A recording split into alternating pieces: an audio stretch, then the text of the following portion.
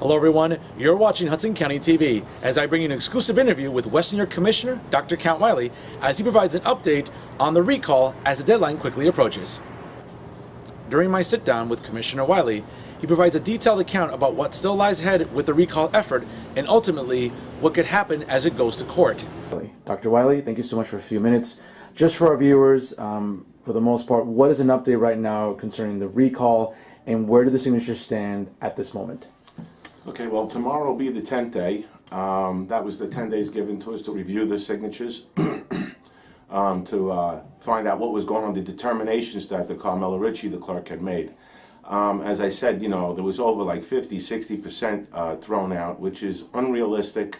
We had more than 20% in the number that was needed. As we got to review the petitions, as of, we just got them, I believe, yesterday, which was Tuesday, and we went through them and I reviewed them, and you know, it was reasons to be that they were throwing these out. I think it wasn't done properly. Many of these we're going to get back, because if you recall, just to let people know where we stand as far as where we got in our recall compared to where Roque did. We had 800 more signatures approved by the clerk than he did for each commissioner. That's number one. Number two, if you remember when he went to court, he also got most of those signatures back for the same technicalities that they've given to us. So in other words, he was only 12 signatures short from achieving the recall. And again, like I repeat again, we had 800 more per commissioner. Not only that, we've collected 500 more signatures than he did in his recall. So, and my circulators did a fantastic job. They went around the town, they asked the proper questions, they asked whether they were, you know, citizens, obviously, community residents, they lived in town. So these people were very trained. I didn't need 150 people to work for me. I had about 35, 40 solid people that gave me 5 to 6 days a week. And I know my committee people, they definitely asked the right questions, they did the right thing. There was no way in my heart, in my mind, that I know that they weren't trained properly not to ask the proper questions. So where we're sitting now, for example, some of those that were thrown out for certain technicalities. We had petitions, let's say, that were 30 pages long. The last 3 pages might have had blank, there was no signatures on those pages.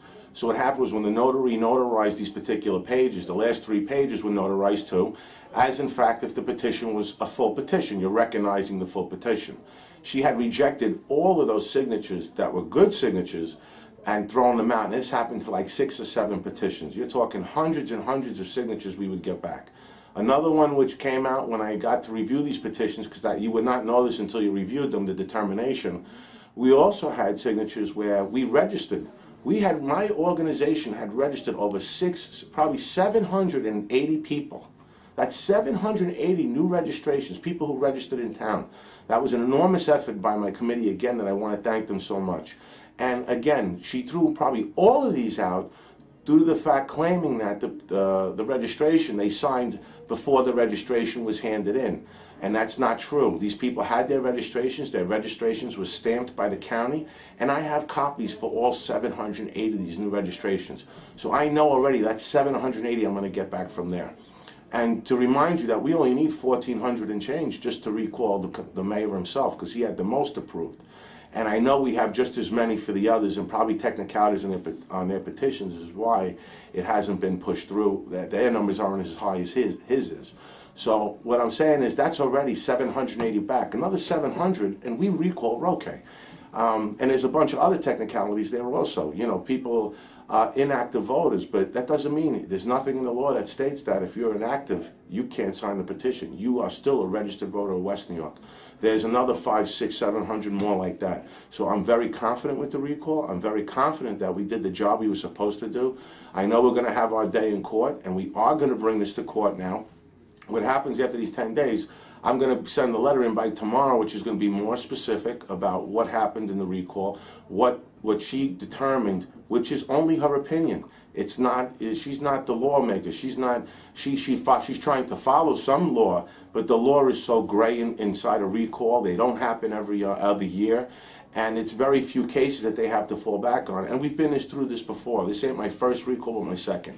So I know where this is going to go. I know where we're going to end up. I know what we're going to get back just from the last recall, how the judge ruled on that. And like I said, we have 500 more signatures, 800 more approved than he did. So I look at this as right now a very successful recall. Commissioner, if indeed the recall effort is defeated, will you run in May of 2015 against Mayor Roque? Yes, against Mayor Roque or whoever may else want to run. You know, that's why I didn't want to be a candidate who just came out in an election at the last 5 or 6 months and said I wanted to be a mayor. You know, doing this recall also was a way for me to prove to the people that I'm willing to work hard for you.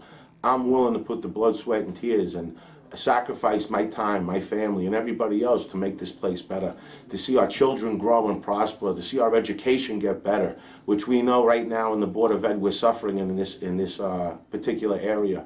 Our seniors, you know, that they're getting the proper care and the attention that they need.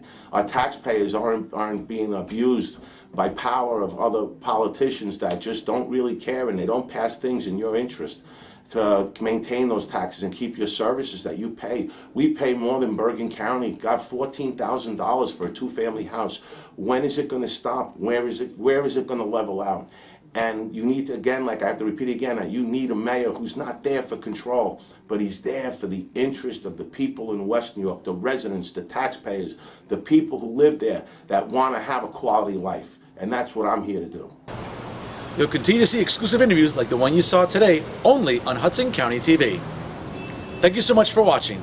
For more programming, please go to HudsonCountyTV.com. Don't forget to follow us on Facebook and Twitter. And as always, stay classy, everyone.